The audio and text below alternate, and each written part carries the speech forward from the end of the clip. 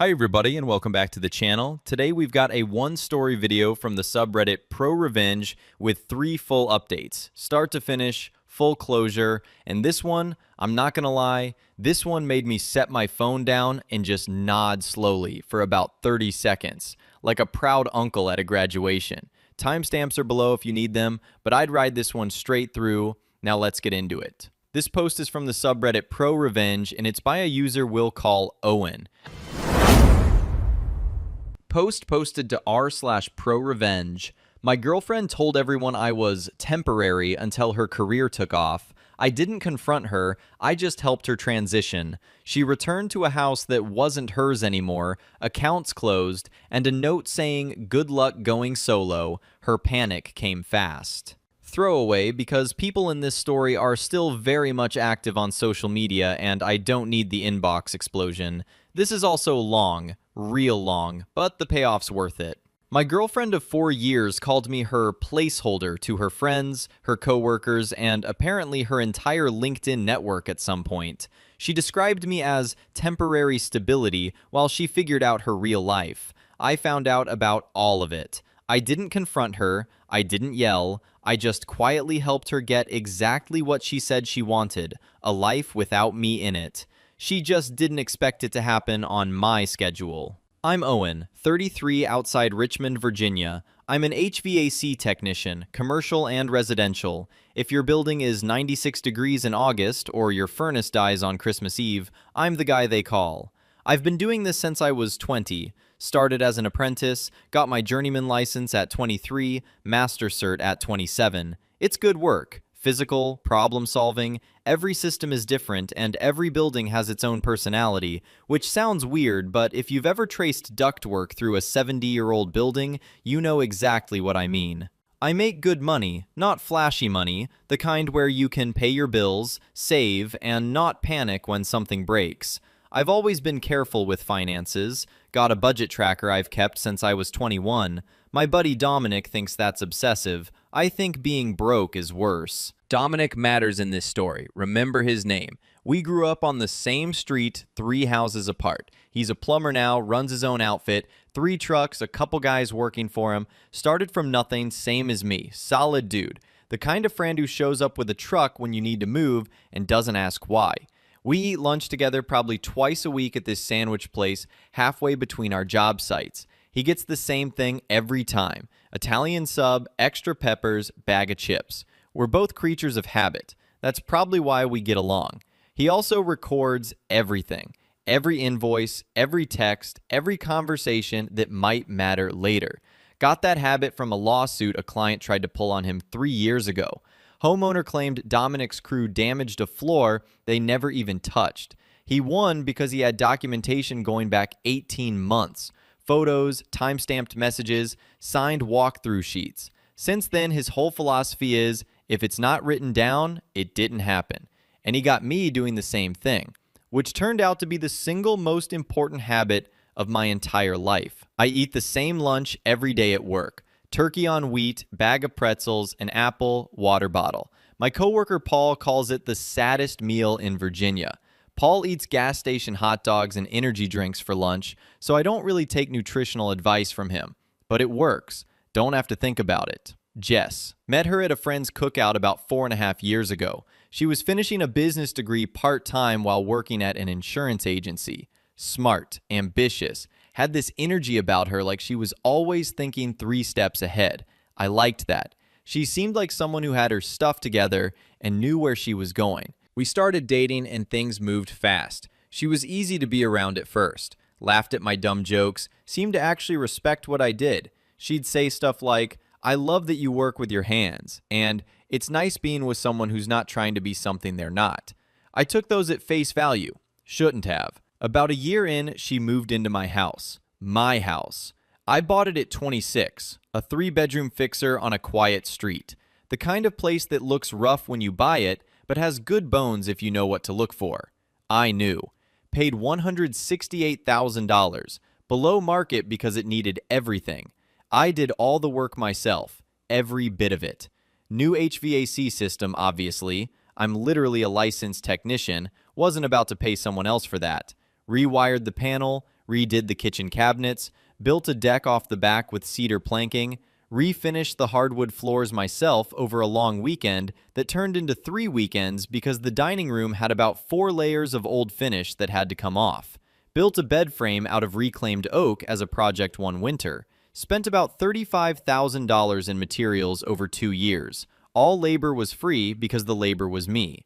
The house appraised at $290,000 after renovations.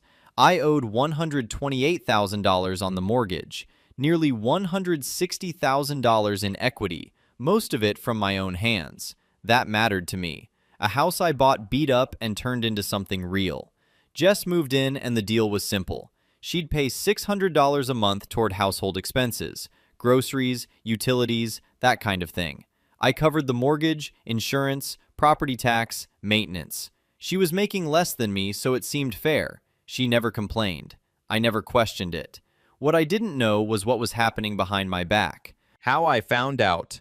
About 8 months ago, Jess got a job offer, regional coordinator position at a bigger insurance firm. Better title, better pay, better benefits. She was excited. I was genuinely happy for her. Took her out to dinner to celebrate. She deserved it. She'd been grinding on that degree while working full-time, and I'd watched her study at the kitchen table until midnight, more times than I could count.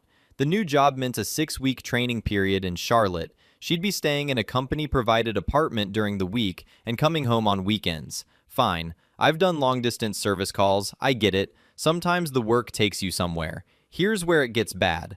About 3 weeks into her training, Jess left her laptop open on the kitchen counter when she came home for the weekend. She was in the shower. I wasn't snooping. I was looking for the recipe she'd saved for the chili we were making that night. Opened the browser, and her email was right there. I should have closed it. I know that. But there was a thread with the subject line, "Drinks tonight?" from a name I didn't recognize, some guy named Corey, and something about it just made me stop. I read it. Then I read more. Then I couldn't stop reading. The emails with Corey were friendly, flirty, nothing physical that I could see, but the tone was way past professional. "Can't wait to see you tonight" type stuff. "You're the best part of this whole training thing." He was calling her future CEO, and she was eating it up. But the emails weren't the problem. The group chat was. Jess had a group chat with 4 of her friends. I found it in her messages app. And in that chat, going back months, way before Charlotte, she talked about me. Not like a girlfriend talks about her boyfriend, like a project manager talks about a temporary vendor. Owen's fine for now, but let's be honest, he's not endgame material. Once I get this coordinator role, I can start actually building my real life. Owen's just the stability phase. He's a nice guy, but I'm not going to be an HVAC wife forever, LOL. I need someone who matches where I'm going. He literally fixes air conditioners for a living. It's fine for now, but come on. And the one that I still feel it in my chest when I think about it. Owen is my placeholder. Comfortable, reliable, pays for everything, but temporary. Always was. Placeholder.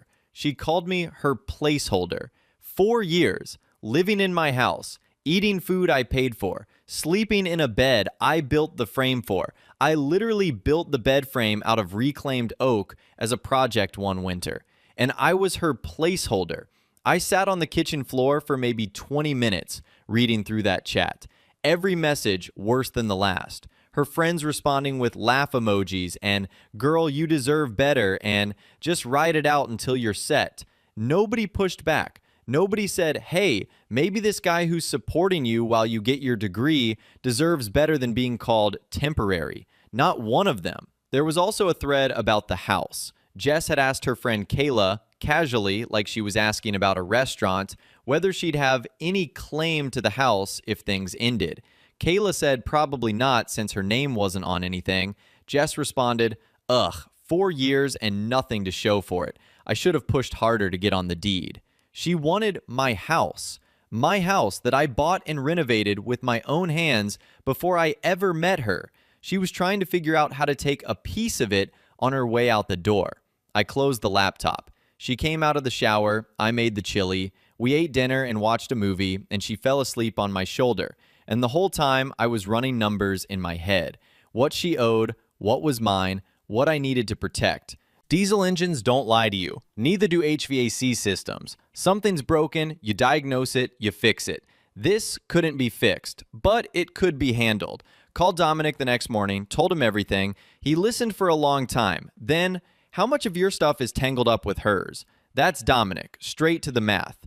Edit. People saying I should have confronted her right there? Nah. What would that accomplish? She'd cry, apologize, promise to change, and then keep doing exactly what she was doing, but more carefully. Silence was the play, trust me. Edit 2. Yeah, I know I shouldn't have read her messages. I was looking for a chili recipe. Life comes at you fast sometimes. Owen is my placeholder. Comfortable, reliable, pays for everything, but temporary. She typed that.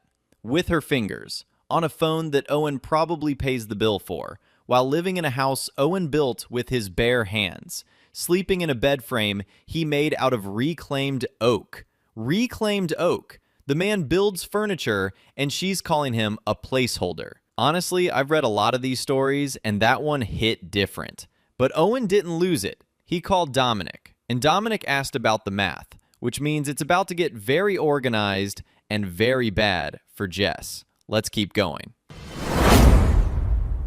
Update 1, posted 3 weeks later. Update, my girlfriend called me her placeholder. I didn't confront her. I started untangling everything instead. Quick recap for newcomers. Girlfriend of 4 years was calling me her placeholder behind my back, was getting flirty with some guy named Corey during her work training in Charlotte, and had been asking friends if she had any claim to my house. I found it all on her laptop. Didn't say a word. Here's what I did instead. The audit. Monday morning after that weekend, Jess went back to Charlotte for training. I took a half day at work and sat down at my kitchen table with every financial document I could find. The house was clean. My name only. Mortgage, deed, insurance, all me. Jess was never on any of it. She'd pushed once about a year ago to be added to the homeowner's insurance for safety reasons, and I'd said I'd look into it. Never did. Thank God. Joint stuff was minimal. We had a shared credit card for groceries and household expenses. I was the primary card holder. She was an authorized user. Balance was usually around $800 to $1,200. I'd been paying it off monthly. There was also a streaming account bundle and a couple subscriptions in my name that she used. But here's the thing that mattered. Over 4 years, I'd been covering way more than my share. Mortgage, property tax, insurance, maintenance, most of the groceries beyond what the shared card covered, utilities. Her $600 a month covered maybe 20% of the actual cost of living in that house. I ran the real numbers, and over 4 years, I'd basically subsidized about $40,000 worth of her living expenses beyond what she contributed. She was getting a life at wholesale prices and calling me temporary while she enjoyed the discount. Dominic came over Tuesday night, brought his laptop and a notebook. We went through everything together. What's her name on? He asked. Nothing that matters. Credit card as an authorized user. That's it. Can you remove her? 1 phone call. He nodded. Don't do it yet. Don't change anything until she's fully committed to being gone. Let her transition herself out. That was the plan. Don't confront. Don't argue. Don't give her any reason to dig in or lawyer up or suddenly decide she wants to stay. Just let her keep moving towards Charlotte and Corey and her big career, and when she's finally out, close the door behind her. Dominic also had me screenshot everything from her laptop that weekend. The group chat, the emails with Corey, the conversation about the house, timestamps on all of it. If she ever tries to claim you kicked her out or blindsided her, you want proof that she was planning to leave the whole time. Her own words. The Charlotte thing. Jess came home on weekends during training, 3 more weekends after I found out, and I played it completely normal. Made dinner Friday nights, watched shows, talked about her training like I actually cared about office layouts and orientation schedules. She'd tell me about the new building and the people and how the regional coordinator role was exactly what she'd been working toward, and I'd nod and ask questions, and inside I was just running the clock, counting the days until she made the move herself. She mentioned Corey once, casually. We were eating breakfast Saturday morning, and she just dropped it in there. There's this guy in the program who's really sharp, Corey. He's going for a director role. She said it the way you mention a coworker you barely know, but I knew what it actually was. I just said, cool, sounds like a good group, and changed the subject. She smiled and went back to her eggs. Actually, there was this one weekend where she came home and brought me a coffee mug from some Charlotte gift shop, said she saw it and thought of me. It had a picture of a wrench on it. I said thanks, Put it in the cabinet, threw it away after she left Sunday night. Has nothing to do with anything, but I think about that mug sometimes. The gesture of it. Pretending everything was fine while she was texting her friends about how I was temporary, buying me a gift on the way out the door. That's a special kind of cold. Week 5 of training, she told me the company wanted to keep her in Charlotte full-time. Permanent position. She'd need to relocate. We were sitting on the couch, and she muted the TV and turned to face me with her legs crossed. Very rehearsed setup. I think this is the right move for me, she said. Careful, measured. And I think maybe this is a natural transition point for us too. Natural transition point. She'd been workshopping that phrase. Probably practiced it in the mirror at the Charlotte apartment. I could tell because she said it a little too smoothly, like someone delivering a line they've memorized. I didn't fight it. Didn't ask her to stay. Didn't get emotional. Just said, "Yeah, I think you're probably right." She looked surprised. Genuinely, like she'd prepared for 20 minutes of pushback and tears and got nothing. You're okay with this? If Charlotte's where you need to be, then that's where you should go. I want what's best for both of us. She actually teared up a little. You're such a good guy, Owen. Yeah, the good guy. The placeholder. The guy who fixes air conditioners for a living. We agreed she'd move the rest of her stuff out over the next 2 weeks while she finalized the Charlotte apartment. 2 weeks. That's all I needed. Edit. Yes, I know I was technically performing for 3 weeks. You know what else is performing? Calling someone your placeholder while you live in their house and sleep in their bed. At least my performance had an exit strategy. Natural transition point. She rehearsed that. She had a whole speech prepared, and Owen just goes, "Yeah, probably right." And she short-circuited. She was ready for tears and begging and negotiation, and instead, she got a guy who agreed with her in under 5 seconds. Which, if you think about it, should have been the first red flag for Jess. When the person you're dumping seems relieved, that's not a good sign, babe. That's a countdown. Anyway, Owen's got 2 weeks, and Dominic's got a notebook. Let's see what happens. Update 2, posted 4 weeks later. Update 2, she moved to Charlotte for her fresh start. I used those 2 weeks to erase every trace of our shared life. She had no idea what was coming. For newcomers, girlfriend called me her placeholder behind my back for months, started getting cozy with the guy during work training, then broke up with me using the phrase natural transition point. I agreed immediately. She thought I was being mature. I was being strategic. Here's what happened during those 2 weeks. Week 1, Monday after the breakup conversation. Jess was in Charlotte. I took the day off. First call, credit card company. Removed Jess as an authorized user. Took about 12 minutes. The guy on the phone asked if I wanted to report the card lost and get a new number. I said yes. Done. Second call, canceled every shared subscription. Streaming, music, the meal kit thing she'd signed us up for that I never wanted, gym membership that was in my name but she used, all of it. Canceled or transferred to individual accounts. Third, changed the Wi-Fi password. Small thing, but it meant her devices wouldn't auto-connect if she came by. Dominic laughed when I told him, "That's petty." Yeah, a little. Felt good though. Changed the locks Wednesday. Not because I was worried she'd break in, more because I wanted a clean line. Old life, new locks. Dominic helped install them. Took maybe 40 minutes. He brought pizza after, and we ate it on the deck I'd built, and he goes, "You know what I keep thinking about? She was trying to figure out if she had a claim on this house that you built, with your hands, while she watched. While she studied for her degree at the kitchen table I refinished. Right, at the table you refinished. Unbelievable."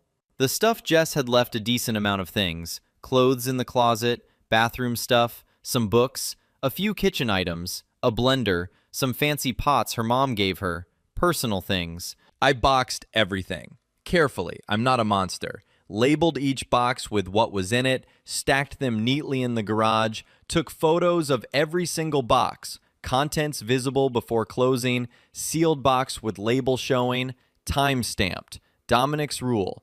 Document everything. If she says you threw her stuff away or damaged it, you've got photos proving otherwise. 12 boxes total. 4 years and her whole footprint in my house fit in 12 medium boxes. Says something, right? The note this part I thought about for a while. I didn't want to be cruel. I didn't want to be dramatic. I just wanted to be clear. Wrote it on a plain note card. Left it on the kitchen counter. The same counter where I found her laptop open, which felt right. Jess, your things are boxed and labeled in the garage. Credit card removed. Subscriptions canceled. Locks changed. You said I was temporary, comfortable, reliable, and a placeholder. You said you weren't going to be an HVAC wife forever. Fair enough. Consider the transition complete. Good luck going solo. Owen. That was it. No anger, no insults, just facts, and her own words handed back to her. The accounts. This part was important. I went through our bank records and pulled every payment I'd made toward things that were jointly used, but solely in my name. The shared credit card. I'd been paying it off every month, usually $800 to $1,200. Over 4 years, that was roughly $48,000 in charges that I'd paid down, and she'd contributed maybe $15,000 of that through her monthly payment. I wasn't planning to go after the money. That wasn't the point. The point was having the records in case she tried to claim I owed her something. Dominic's philosophy: you don't bring a knife to a fight, you bring paperwork. I also documented the house value, got a quick appraisal from a buddy in real estate, $294,000 current value. Mortgage balance, $119,000. That's $175,000 in equity. All mine, all from my work. Jess never contributed a single dollar to the mortgage or the renovations. Her name was on nothing, and her claim was on nothing. By the end of week 2, every financial thread connecting us was cut. Cleanly, professionally, with documentation. Dominic looked at the folder when I was done and nodded. That's tight. She's got nothing to grab onto. Jess comes back. She showed up on Saturday to get her stuff. Pulled into the driveway in a rental car. I was inside, but I watched from the kitchen window. Dominic had told me not to be there when she arrived, but I wanted to see it.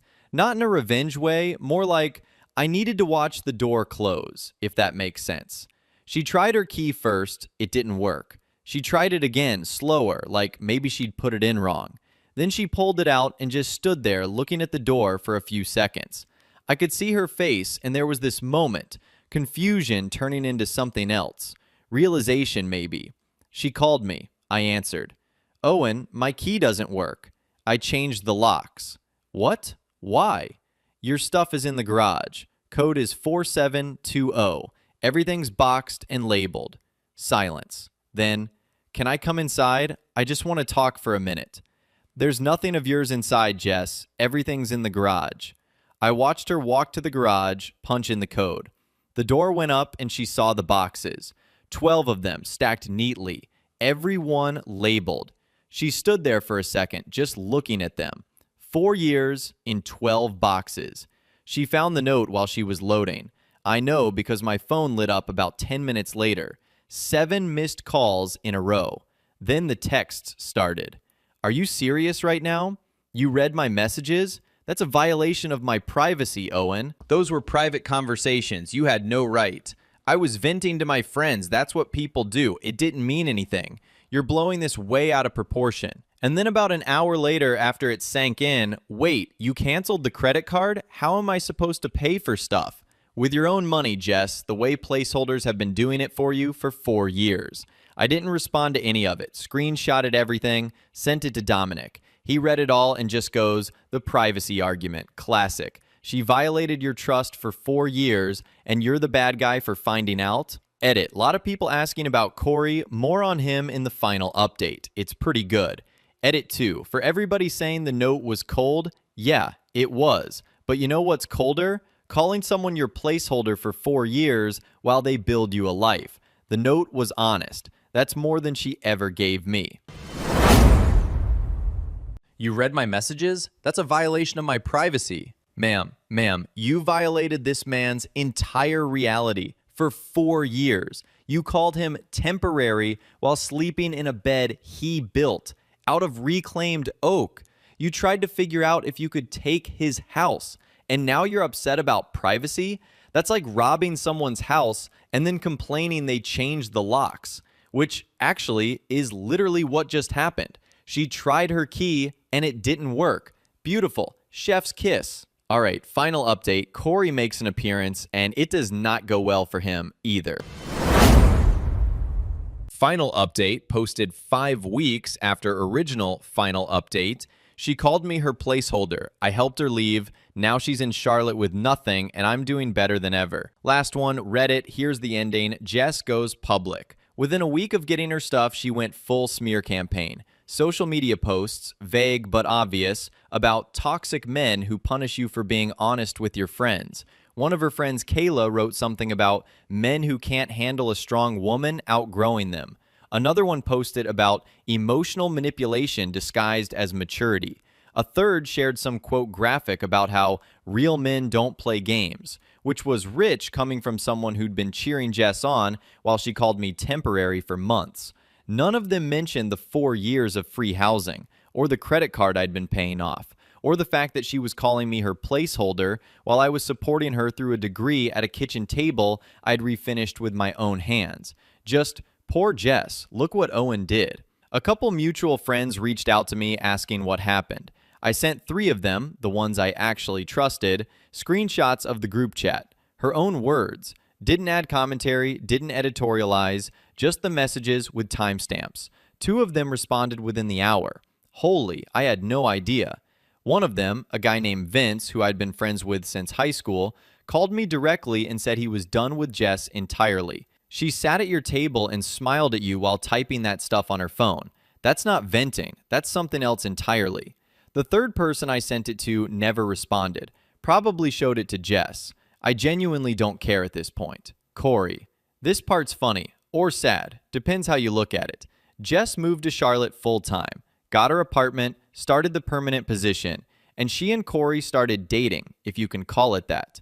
It lasted about 6 weeks. Found out through a mutual friend who still followed Jess on social media. Apparently Qley was, how do I put this, a lot less impressive when you're not in a training bubble together. The director role he was going for didn't get it. Got passed over and threw a fit about it at work that apparently became office gossip for a solid 2 weeks. He was also, according to what filtered back to me, the kind of guy who talked about money constantly but never seemed to have any. Drove a leased car he couldn't really afford, rented a place that ate most of his paycheck. Big plans, big ideas, big talk, no follow-through. Sound familiar? Jess traded the guy who fixed things with his hands for the guy who talked about fixing things with his mouth. The end-game material she was looking for turned out to be a dude who couldn't close a promotion and couldn't commit to a relationship in the same month. Last I heard, Qley moved on to somebody else at the company, and Jess found out through a coworker at lunch. She posted something cryptic online about people who waste your time, which, and I cannot stress this enough, was the most ironic thing I'd ever seen on the internet. Jess, complaining about someone wasting her time, after spending 4 years wasting mine, while I was probably at home fixing my garbage disposal or something. The phone call. About 3 weeks after the Qley thing fell apart, Jess called me. First direct contact since the garage day. I almost didn't pick up, but I figured, might as well. One last conversation. Close the loop. Owen, I think I made a huge mistake. Okay? I was stressed and scared about the career stuff, and I said things I didn't mean. You were the best thing in my life, and I didn't see it until it was gone. You called me your placeholder, Jess, multiple times, over months, to multiple people.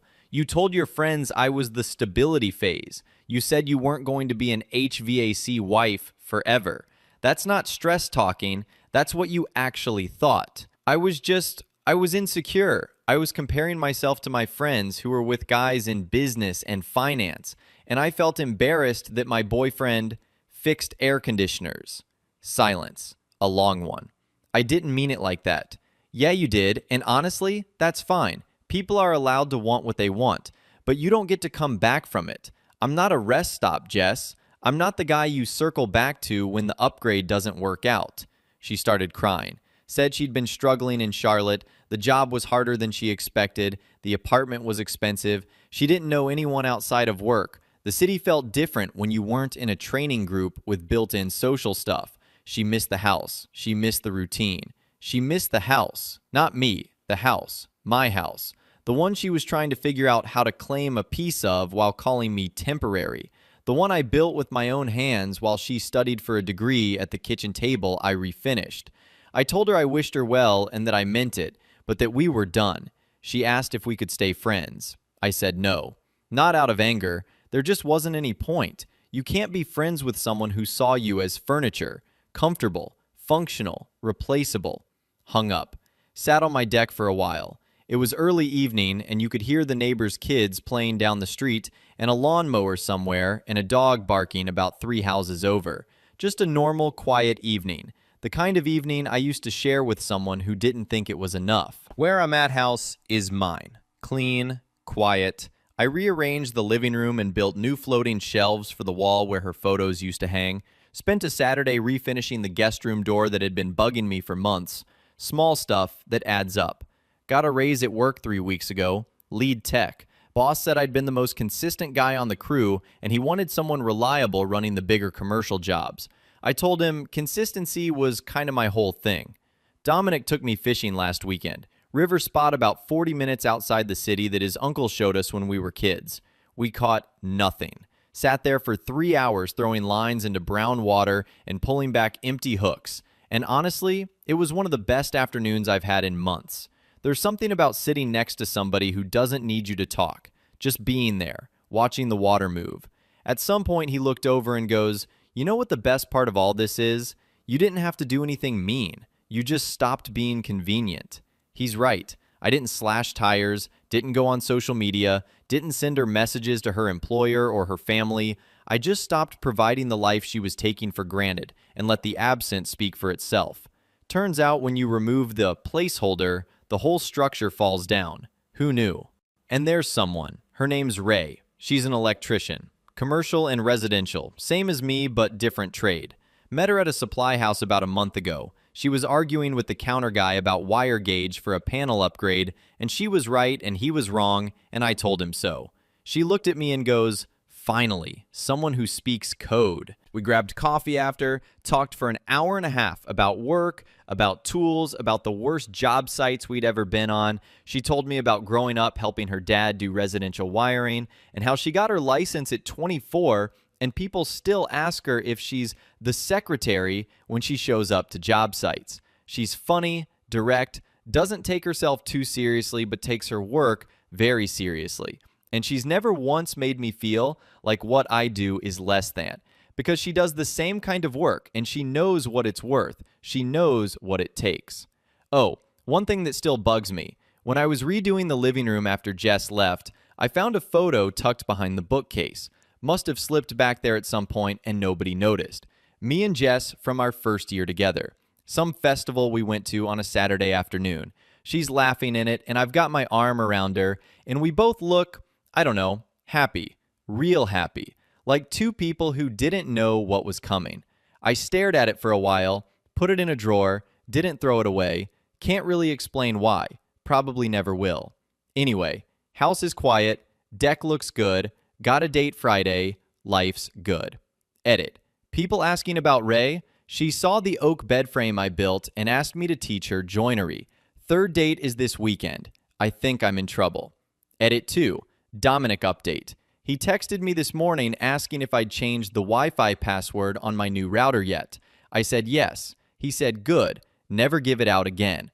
The man treats Wi-Fi passwords like state secrets. We don't deserve Dominic, but we're lucky to have him. And that's where this one ends. You know what gets me? Jess called Owen a placeholder. Comfortable, reliable, temporary. And she meant it as an insult, like those were bad things. Like the guy who pays the bills and fixes the house and builds you a bed out of reclaimed oak is somehow the boring option, the stepping stone, the thing you tolerate until something shinier comes along. And then the shinier thing turned out to be Corey, a guy who couldn't get promoted and couldn't keep a girlfriend and couldn't stop talking about money he didn't have. Funny how that works. So if you enjoyed today's story, and I very much enjoyed reading it to you, go ahead and hit the like button, subscribe if you haven't already. All the links are in the description below. Thank you guys for watching. It really does mean a lot that you spend your time here with us. So thank you again, and having said all that, I will see you in the next one. Peace.